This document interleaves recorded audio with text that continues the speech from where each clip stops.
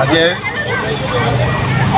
જે તિરંગા યાત્રા, સિંદૂર યાત્રા જે કાઢવામાં આવી એ પૂરા દેશમાં ચાલી રહી છે કે અમને સફળતા મળી. અમારા સૈનિકોએ એના ઘરમાં ઘૂસીને જે અમને કીધું, ધર્મ પૂછીને માર્યા.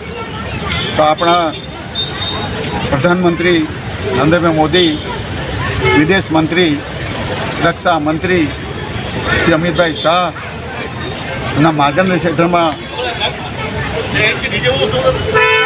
શસ્ત્ર દળોને, આપણા જવાનોને ખૂબ શક્તિ આપી અને માર્ગદર્શન આપ્યું અને એનો બદલો લીધો. આપણે વારંવાર આપણા પણ નાની મોટી સમસ્યા આવે જ કરતી.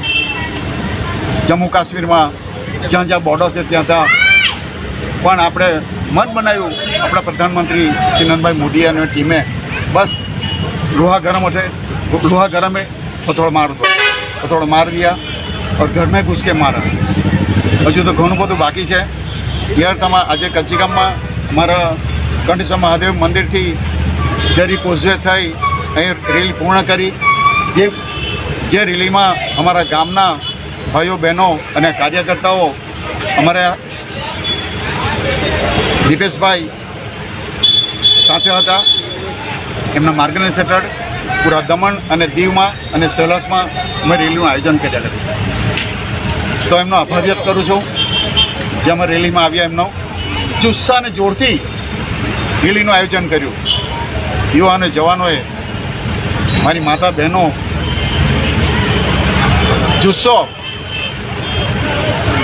તો આ રેલી સફળ થઈ અને મેસેજ બી સારો છે દેશ અને દુનિયાની અંદર.